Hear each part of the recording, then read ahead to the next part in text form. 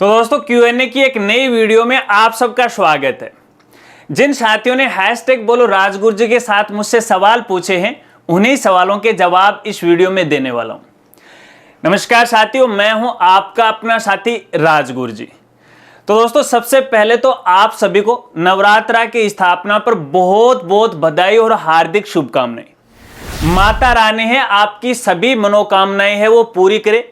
मैं माता रानी से हाथ जोड़ के यही निवेदन करता हूं। चलिए अब आपके सवालों का सिलसिला शुरू कर लेते हैं और इसके लिए मेरा जो मोबाइल है वो भी मैं यहाँ पे हाथ में ले लेता हूं और देखते हैं कि आज किस किस साथी ने मुझसे क्या क्या पूछा है।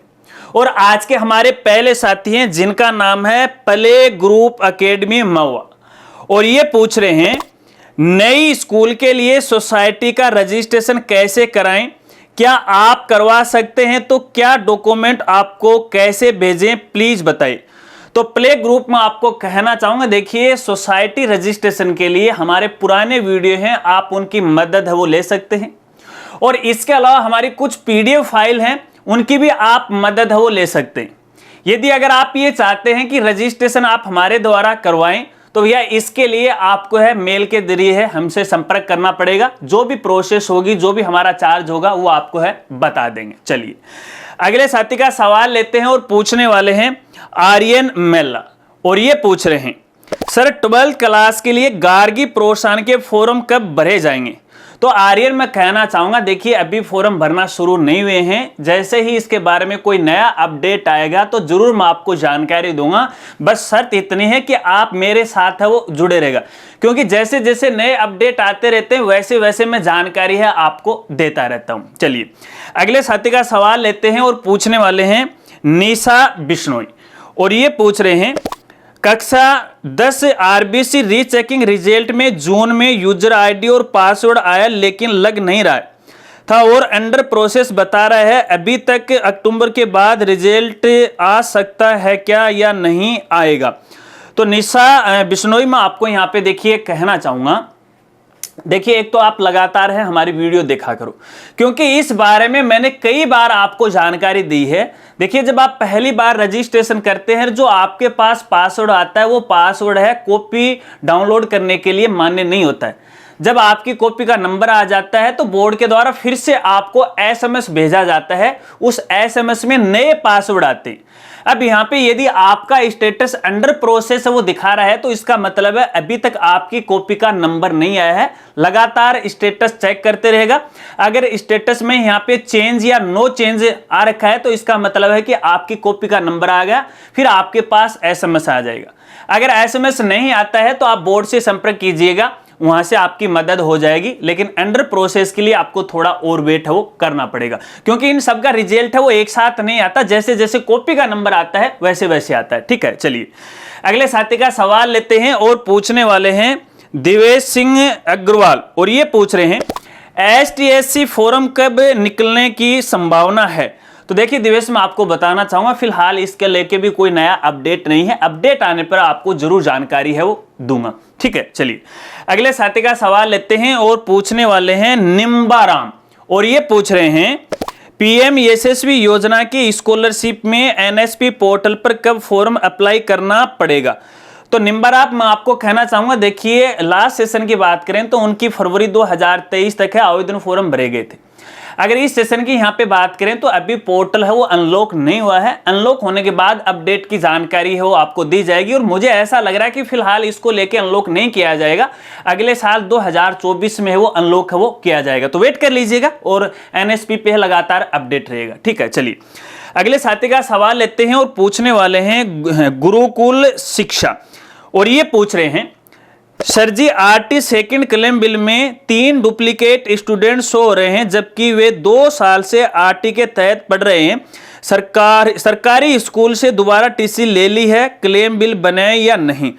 तो गुरुकुल शिक्षा में आपको यहाँ पे कहना चाहूंगा, देखिए हाल ही में यदि आपने गवर्नमेंट स्कूल से TC कटवाई है तो सर्वर पे अपडेट नहीं हुआ।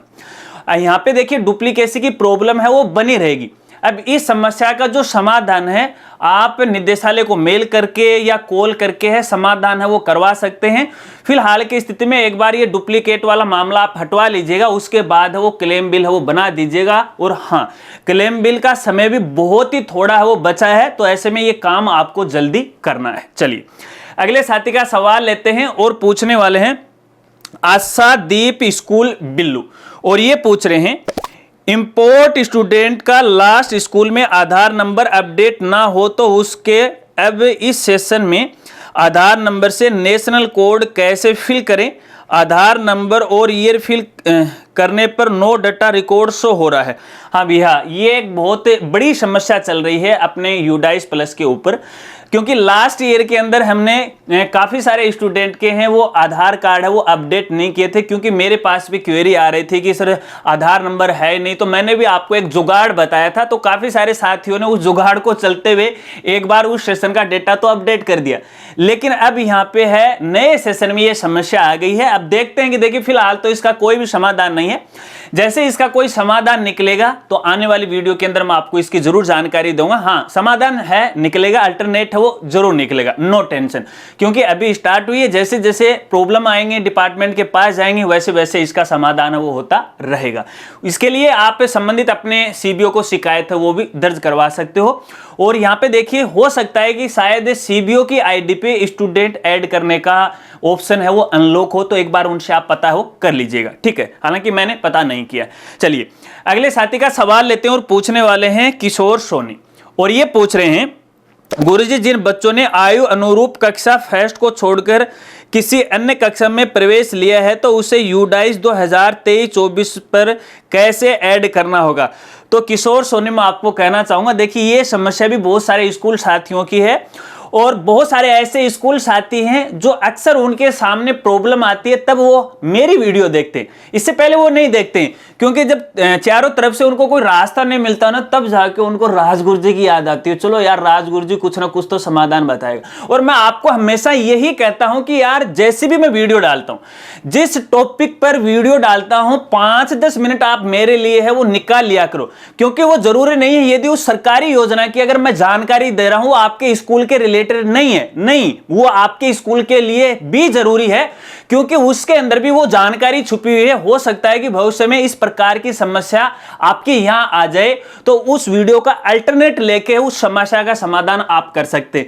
खैर कोई बात नहीं, आपकी मर्जी है, मैं आप पर प्रेशर नहीं देता हूं। और मैंने हर बार ये बोला है कि नियमों के अनुसार आपको स्टूडेंट को एडमिशन देना है, किसी स्टूडेंट को अगली क्लास में जंप नहीं करवाना। नहीं माने स्कूल साथी, मैंने उनको यह भी बोला था कि भैया आपके दिन एक दिन बड़ी समस्या आने वाली है, और वो समस्या धीरे धीरे है पहली स्टेप पे तो आ चुकी है। और अब भी मैं आपको बताता हूं, देखिए नियमों का उल्लंघन करोगे तो आपके सामने भविष्य में इतनी बड़ी समस्या आ जाएगी कि आपके चारों तरफ से हाथ बंध जाएंगे और फिर आप कुछ कर भी नहीं सकते। तो ऐसे में भैया एज की ये समस्या बनी हुई है, फिलहाल इस समस्या का कोई भी समाधान यहाँ पे नहीं है। और फिर भी अपने एजुकेशन पॉलिसी 2020 है उसके अनुसार एज के अनुसार संबंधित स्टूडेंट का एडमिशन है संबंधित क्लास में ही आप है वो ले सकते हो। ऐसे में तो यार घर बैठे अपन 10वीं भी कर लेंगे, 12वीं भी कर लेंगे, फर्स्ट सेकंड थर्ड क्लास का आखिरकार मतलब क्या हुआ। खैर कोई बात नहीं, आप मेरी बातों का बुरा नहीं मानना, लेकिन फिलहाल इसका कोई समाधान नहीं है, देखते हैं कोई अल्टरनेट निकलता है तो जरूर इसकी जानकारी मैं आपको दूंगा। चलिए अगले साथी का सवाल लेते हैं और पूछने वाले हैं ABCDE 1 2 3 4 भाई। अब भैया मेरे ये बात समझ में नहीं, आप 4 भाई हो 5 हो, क्योंकि आपने यहां पे लिखा है ABCDE, तो ABCDE वैसे 5 हो गया, आगे आपने 4 लिखा है तो मैं थोड़ा सा यहां पे कंफ्यूज हो गया। तो मेरी रिक्वेस्ट आपसे ये है कमेंट करके मुझे बता देना कि वाकई में ये कितने भाई है ना। चलिए इनका सवाल ये है, सर हमारे जन आधार में डुप्लीकेट नेम शो हो रहा है, ई मित्र वाला सही नहीं कर रहा है। अच्छा तो भैया ABCD 4-5 भाई मैं आपको यहाँ पे देखिए बताना चाहूंगा, ई मित्र वाला मना कर रहा है तो आप ई मित्र वालों के पास जाते ही क्यों हो। अरे भैया आपके पास अपना मोबाइल है, आपकी SSO ID भी है, और SSO ID के द्वारा आप अपने जन आधार कार्ड में जो अपडेट करना चाहते हैं ना आराम से अपडेट हो जाएंगे। नाम जोड़ भी सकते हो, हटा भी सकते हो। हाँ जब आप नाम ऐड करते हो तो भैया उसका भी प्रूफ होना चाहिए। अगर आप उसको हटा रहे हो क्यों हटा रहे हो उसका भी रीजन आपके पास होना चाहिए। संबंधित डॉक्यूमेंट भी आपको यहां पे अपलोड करना। अब डुप्लीकेट हो गया तो एक साधारण शपथ पत्र लिखिएगा और उसके ऊपर कि भैया ये नाम है 2 बार यहां पे वो ऐड हो चुका है, इस वजह से इसको हटाया जा रहा है, वो हट जाएगा। नहीं पता है कि एसएसओ आईडी से जन आधार को कैसे अपडेट करते हैं, तो यार मेरा पुराना वीडियो है, अपना दूसरा चैनल है ना ज्ञान कामना, उस पर आप सर्च कीजिएगा, आप सर्च कीजिएगा जन आधार को एसएसओ आईडी से कैसे अपडेट करें बाय ज्ञान कामना, लिख देना, आ जाएगा, आराम से देख लीजिएगा, स्टेप को फॉलो वो कर लीजिएगा। ठीक है, चलिए अगले साथी का सवाल लेते हैं और पूछने वाले हैं @i.p। अब यह सवाल बहुत बड़ा है इनका, और सवाल यह है, सर मेरे जन आधार में ई-केवाईसी करा ली है तो सर जी डिटेल आधार कार्ड में होगी वही डिटेल जन आधार में होगी, तो सर मेरे भाई के 12th की मार्कशीट में पापा का नाम अशोक कुमार प्रजापत है और आधार कार्ड में अशोक कुमार, तो अगर मैं छात्रवृत्ति का फॉर्म भराऊं तो कोई दिक्कत तो नहीं होगी?